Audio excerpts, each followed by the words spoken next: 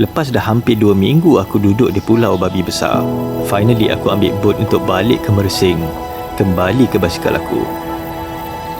Macam-macam cerita, macam-macam pengalaman yang aku dapat sepanjang aku duduk di pulau tu. Dan ramai kawan baru yang aku dapat di sana. Kami akan sentiasa keep in touch. Dan diorang pun ada pesan, kalau bila-bila aku free, aku boleh je datang melawat diorang lagi di sana. Tapi buat masa ni, aku teruskan dulu perjalananku, merantau perlahan-lahan dalam negara aku sendiri. Okey, Bang. Ya. Tidak tu. Baik-baik jalan. Terima kasih, terima kasih.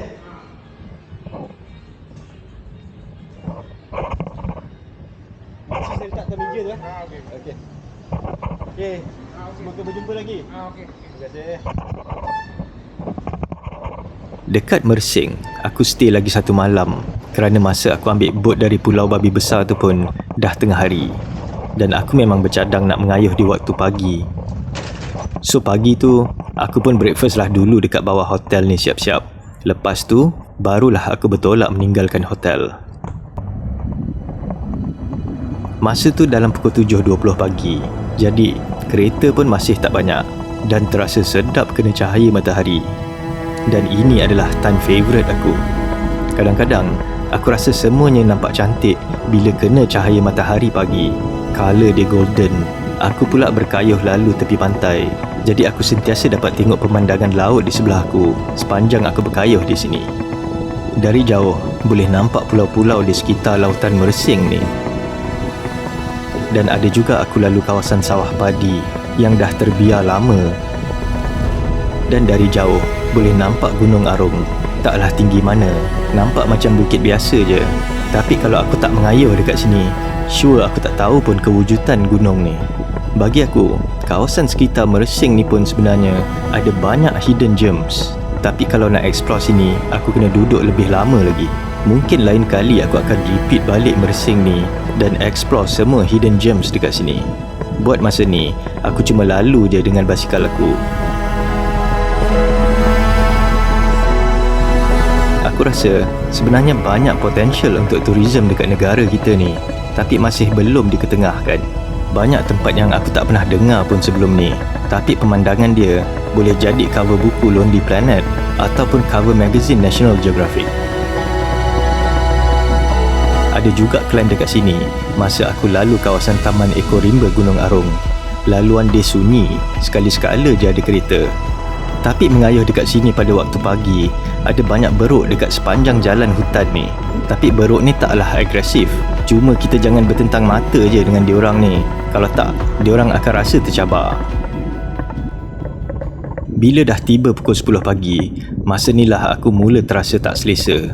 Macam biasa, matahari memancar terik. Nasib baik aku pakai topi dekat sini.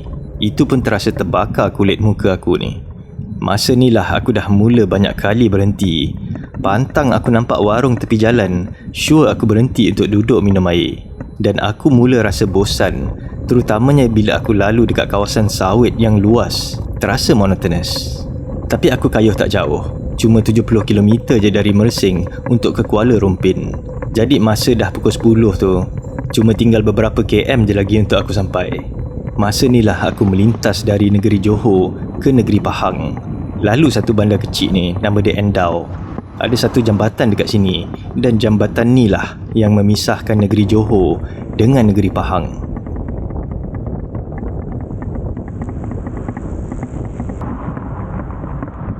Lepas beberapa jam aku berkayuh, aku pun akhirnya sampai ke Kuala Rumpin dalam pukul 12 macam tu. Aku duduk dekat satu bajet hotel, tapi aku cuma boleh check in pukul 2 je. Jadi sementara menunggu tu, aku pun makan tengah hari dulu dekat sekitar hotel ni. Dan selalunya bila dah tiba pukul 10.30 sebelum pukul 11 tu, saya cuma ada lebih kurang 30 km je lagi nak sampai ke destination saya tu. Tapi saya rasa macam it takes forever untuk sampai ke destination saya tu, walaupun tinggal dalam 20 hingga 30 km je, disebabkan saya banyak kali berhenti, disebabkan cuaca yang terlalu panas. Nasib baik dia tak ada climb sangat. Saya rasa kalau ada mountain pass dekat Malaysia ni, saya kena climb dalam cuaca yang panas, mungkin saya boleh kena heat stroke semua ni. Jadi, Untuk aku mengelakkan daripada berkayuh di bawah cuaca yang panas selama berjam-jam, aku biasanya akan bertolak di awal pagi. Lagipun, masa inilah yang aku paling enjoy berkayuh. Kadang-kadang, ada juga aku nampak cyclist lain dekat sini. Kebanyakannya mengayuh dengan road bike dalam grup.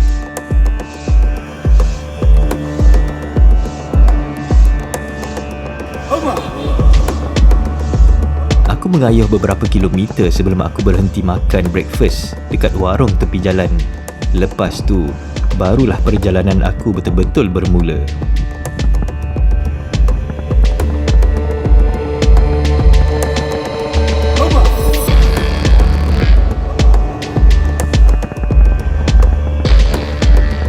Aku mengayuh sekitar cuma 20 km sejam je.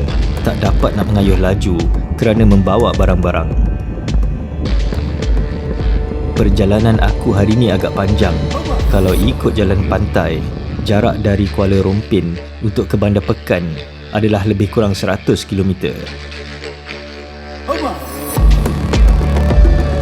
Jadi, aku masih lagi terpaksa mengayuh dalam cuaca yang panas selama berjam-jam untuk sampai ke Pekan.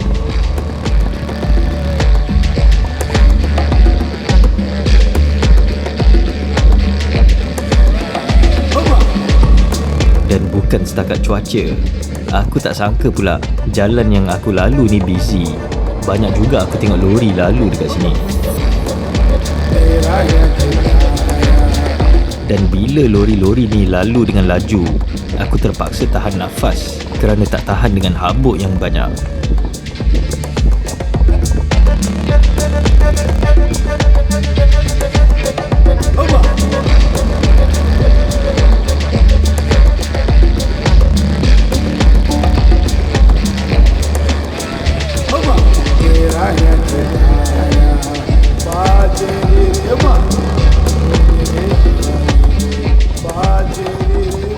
Satu lagi saya punya impression about mengayuh dekat dalam Malaysia ni, sebenarnya saya rasa sebenarnya agak bahaya juga mengayuh dekat dalam Malaysia ni, disebabkan jalan dekat Malaysia ni cantik. Jadi kereta semua bawa laju kalau dekat, even dekat kawasan-kawasan kampung semua ni. Dan memang banyak macam country dekat Europe macam Germany, Italy, France ataupun Slovenia for example, jalan dekat sana pun cantik.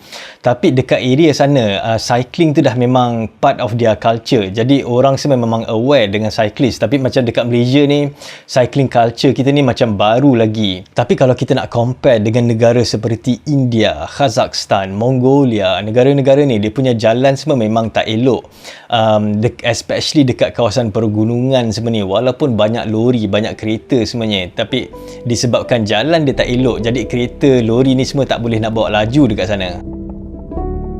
Pada hari yang berikutnya, aku cuma berkayuh santai kerana daripada Bandar Pekan cuma lebih kurang 55 km je lagi untuk sampai ke Kuantan ikut jalan pantai. Jadi, aku tak perlu mengharungi cuaca yang panas selama berjam-jam. Kalau aku mengayuh non-stop, aku boleh je sampai dalam pukul 10 pagi macam tu. Tapi aku slow juga, pasal aku suka tengok pemandangan dekat sini. Dengan kawasan yang penuh dengan pokok kelapa macam ni, tambah pula kena cahaya matahari pagi macam ni, kereta pun tak banyak dekat sini. Terasa begitu tenang mengayuh dekat sini.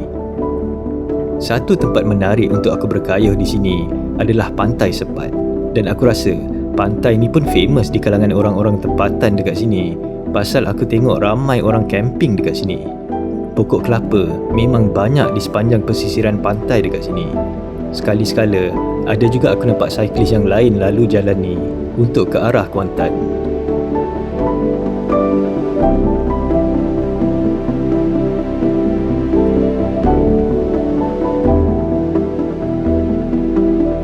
Duduk dekat tempat macam Pantai Sepat ni, aku boleh terleka duduk lama-lama.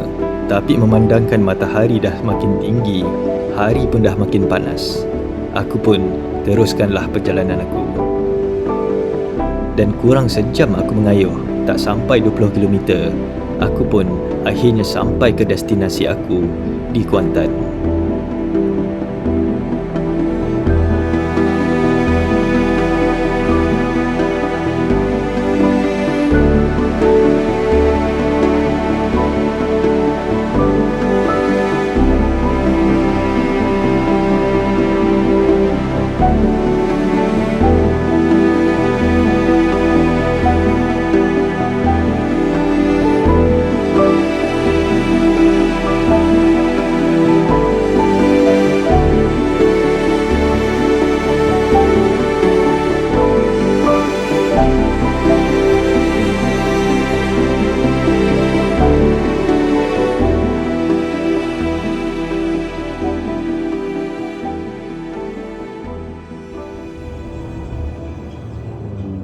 Baru beberapa hari aku di Kuantan, aku terpaksa rush balik ke KL. Ada seorang kawan aku di Kuantan ni pun nak ke KL juga, so aku tumpang dia untuk balik ke KL. Aku ada kerja yang harus disiapkan dan harddisk aku pula dekat rumah, so aku kena buat kerja dekat rumah. Belum sempat aku teruka bandar Kuantan ni betul-betul.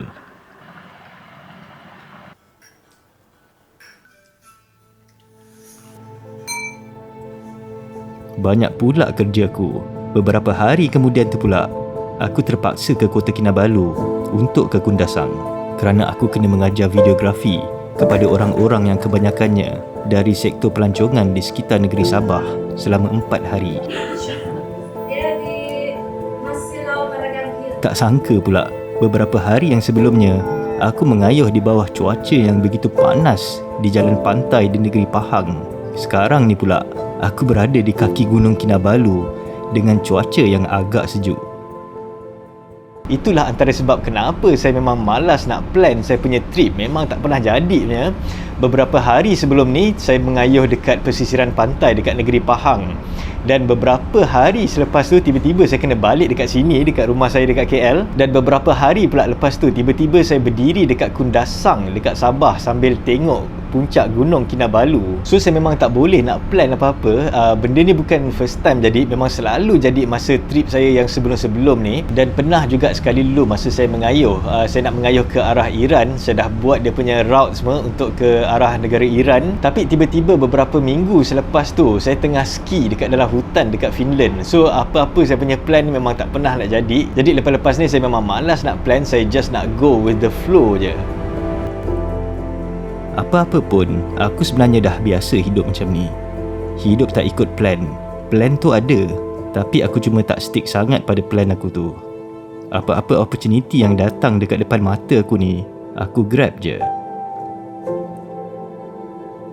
Hidup aku ni macam main chess, bergantung kepada move opponent aku. Matlamat tu ada, goal tu memang ada. Aku kena checkmate opponent aku tu. Tapi macam mana aku nak capture king opponent aku tu? Aku kena jadi fleksibel macam air.